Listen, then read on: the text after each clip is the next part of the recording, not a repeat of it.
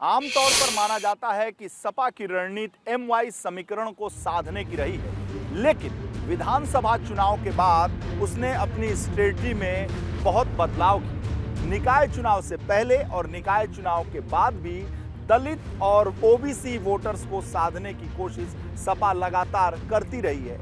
ये बात अलग है कि निकाय चुनाव में उसे बहुत ज्यादा इसका फायदा नहीं मिला, लेकिन MLC चुनाव में एक दलित और एक OBC प्रत्याशी को उतारकर समाजवादी पार्टी ने एक बार फिर इस वोट बैंक पर अपनी दावेदारी ठोकी है। लेकिन सवाल ये है कि क्या अखिलेश यादव 2024 के लोकसभा चुनाव में इस अपनी स्ट्रेटजी पर बने रहेंगे या इसमें और कुछ बदलाव कर देंगे?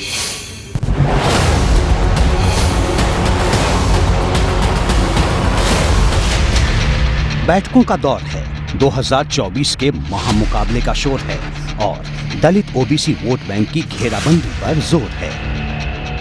सरकार उन्हीं से बनी है। आपको याद होगा विधानसभा में क्या था, अगर पिछड़े दलित अगर ढाल न बने तो भारतीय जनता पार्टी का सफाया हो जाएगा, पता नहीं लगेगा। अखिलेश यादव का ये बयान इस बात का संकेत है कि समाजवादी पार्टी का फोकस सॉफ्ट हिंदुत्व से कहीं ज्यादा दलित और OBC वर्ग को साधने पर है, जिसकी एक तस्वीर विधान परिषद चुनाव में भी दिखी थी।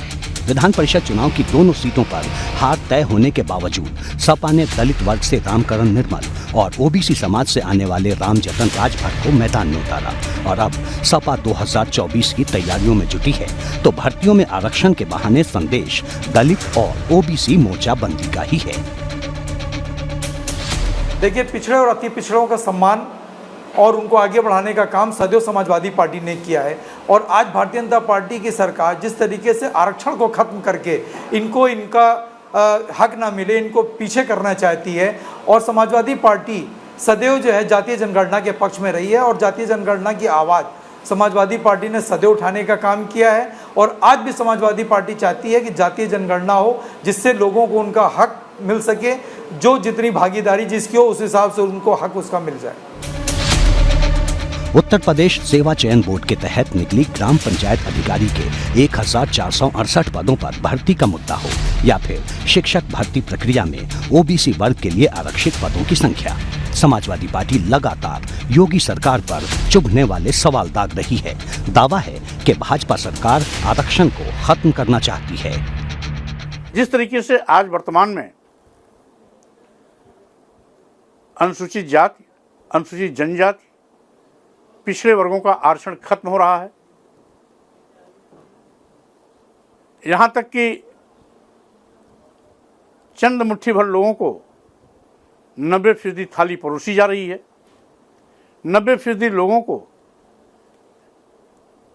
एक ही रोटी में टुकड़े टुकड़े बांट करके उनको भूखे रखा जा रहा है।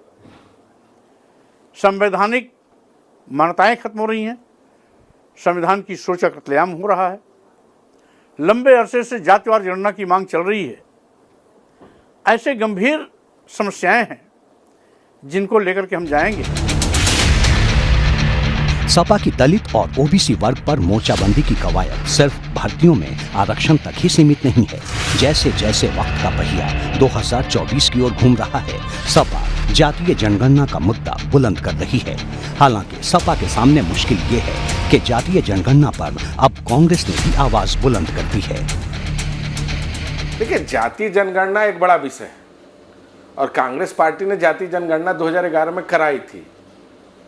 चूंकि 2014 में जब उसे प्रकाशित करना था तो उस समय कांग्रेस पार्टी की सरकार चली गई और पहले बार अगर कोई इस मुद्दे को उठाया था तो आदरणीय राहुल गांधी जी ने उठाया था।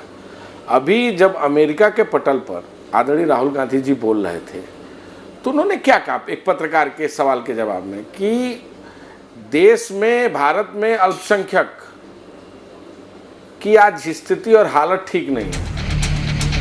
साफ है कि यूपी की सियासत जातीय भावनाओं पर सवार है। खासकर सपा और कांग्रेस की कोशिश जातीय जनगणना के बहाने नए समीकरण तैयार करने की है, जिस पर भाजपा ने चुभने वाला तंज कसा है। वो कभी जाति को आधार मान कर वोट मांगने लगते हैं, कभी क्षेत्र को आधार मान के वोट मांगने लगते हैं। इसीलिए वो हारते हैं और इसी आधार को जब तक नहीं त्यागेंगे, राष्ट्र के निर्माण के लिए वोट नहीं मांगेंगे, तब तक वो हारते रहेंगे। अब भी हारेंगे। जाहिर है कि उत्तर प्रदेश की 80 लोकसभा सीटों की सत्ता वाली लड़ाई में जातीय समीकरण कहीं ज्यादा अहम हो चले हैं।